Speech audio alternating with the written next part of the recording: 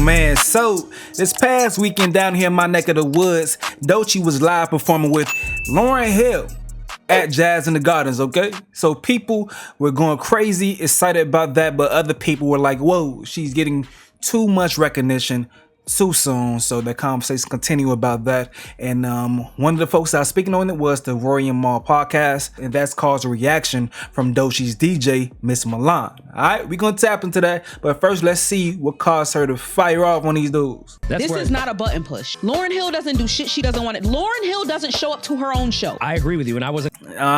Sorry about the music, but we're gonna have to pause it because the music going off. I'm gonna say the industry pushed this button. Oh, okay. I was going to say, is it deserving? What do you mean, is it deserve? Her being on stage with Lauryn Hill, the only person that can decide whether she deserves that or not is Lauryn Hill. Of course. I'm talking about just straight legends. I feel like maybe you need to put in a little bit more work as far as proof to stand next to certain people. I'm just saying, from a music standpoint, Alligator Mixtape is fire. I just don't know if that solidifies you to stand on stage with somebody that doesn't do shit and has that type of status. Like, of course Lauryn gets to decide that, but come on. And I know I sound like I'm hating. I liked the moment. I loved her doing the second verse, but just the hip hop nerd in me, which is sometimes a bad thing, is looking at that like, all right, man. Like, do you know what Nicki Minaj had to do to get on that song with Beyonce? Right. I was pulled up this Nas shit because this is kind of what I was talking about. This was on Hip Hop Is Dead. When you're 4 years in the game, we can have a conversation. 8 years in the game, I invite you on vacation. 10 years in the game after I enjoy my fame, only then I'll even let you pick my brain. Right. You have to be 4 albums in to even talk to me. I understand. I respect that though. But I get that. And again, this is totally respect But this that. is the type of music and point of view that I grew up on as far as how rappers did their co-signing. Or like even being around like, yeah, he nice, but he can't be next to me yet. He has to prove a lot more to even get in this realm. That's such a weird argument. It's such a weird standard to stand on. It's such a symbolic, weird argument to stand on, like it's some type of rule or something. I think it's very petty. I don't think it's anything to talk about, especially if the legend herself, Lauryn Hill, is inviting someone to come on stage. Just because Nas said it doesn't make it law. I understand, like, a lot of times people in hip hop, they want to stick to what they believe are the standards and the rules or whatever, but sometimes some things are too vague and ambiguous to call it a rule. So, like, say for instance, Drake, when he first came out, he's on songs with Lil Wayne. He had a posse cut with Lil Wayne, Eminem, Kanye, all these folks on his song. You think that was too soon? You think those folks should have said, oh, we need 4 albums before we hop on Forever?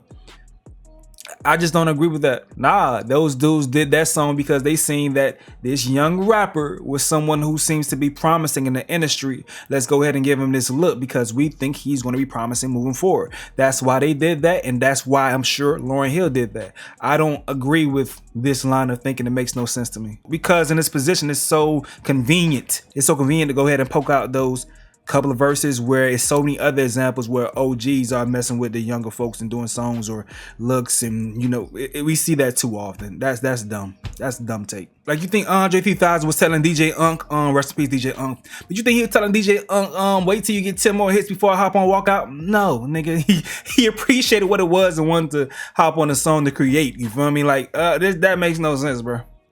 But nevertheless, this person put some, so y'all mad that Lauryn Hill also brought out Foggy Raw, I'm sorry if I'm saying it wrong, Samara Sin, and Manny Wells during that same set, or just mad at Doechii. All right, so here goes the DJ, Miss Milan. You guys probably seen her several times at the Grammys or in that viral clip doing Hot Ones with Doechii. That's DJ Miss Milan, all right? She was on the Grammys with her as well, or anything that she's performing, Miss Milan's right there. So she says Lauryn Hill wanted Doechii and the other artists she brought out on stage with her for one. So if Lauryn thought she was deserving of that moment, then that's what it is.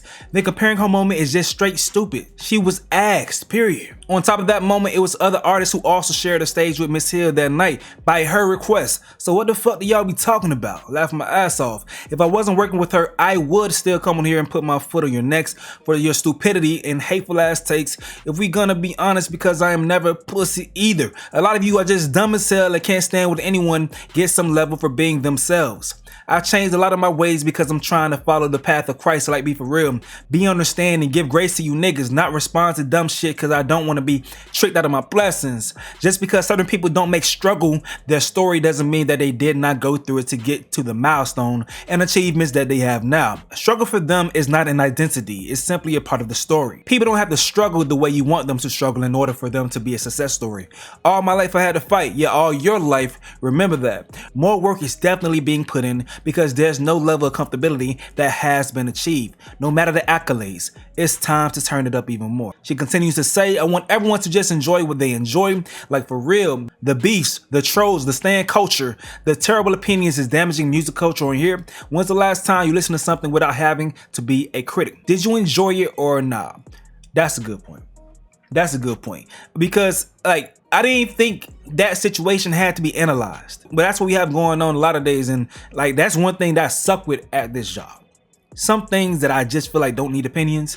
Other people find ways to find angles and make opinions about them. Especially if they have a narrative, they try to find any piece of content to make opinions of, and it just blows my mind sometimes. So a lot of times I end up reacting to wild opinions.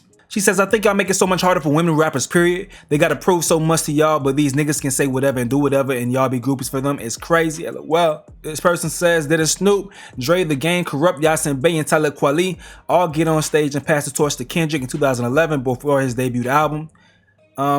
Folks did that for Kanye West as well. Jay-Z did it for Kanye West as well. Niggas have selected memory for their narrative so they won't bring anything else.